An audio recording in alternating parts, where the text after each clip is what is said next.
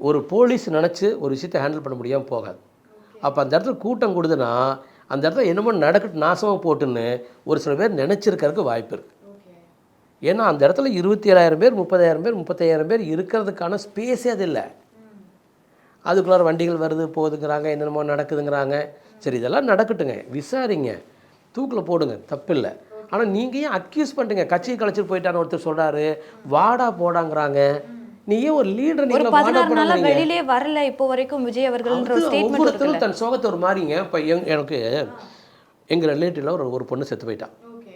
ஒரு மதர் இறந்துட்டா. அவருடைய ஒரே ஒரு பெண் குழந்தை. அந்த குழந்தை அழுகவே இல்லை. நாங்கள் எல்லோரும் கதறோம். அந்த பெண் குழந்தை அவளுக்கு 18 வயசு, ஒரு சொட்டு கண்ணீர் விடலை, அழுகாமலே கல் மாதிரி இருக்கா. அவள் என்ன சொல்கிறான்னா, எங்கள் அம்மா என்னை விட்டுட்டு போயிடக்கூடாது, எங்கள் அம்மா என்னை விட்டுட்டு போயிடக்கூடாது. அவங்க அவங்களுடைய கமிட்மெண்ட்டில் அவங்க மிஸ்டேக் பண்ணிட்டாங்க அப்படின்ட்டு அவள் திரும்ப திரும்ப எங்கிட்ட 1,00,000 தடவை சொல்லிட்டான். எங்கள் அம்மா என்னை விட்டுட்டு போயிடக்கூடாது, எனக்கு அவங்க மேலே கோபம், நான் அழுக மாட்டேன், அவங்க டியூட்டி செய்யலை, என்னை இது பெற்றாங்க இப்படி அந்த பொண்ணு கேட்குறா. யோசிச்சு பாருங்கள், நீ அழுதா தான் நல்ல பொண்ணு, நீ ஒரு சொட்டு கண்ணீர் கூட விடலை, நீ எல்லாம் பிள்ளையான்னு கேட்பீங்களா அவளை?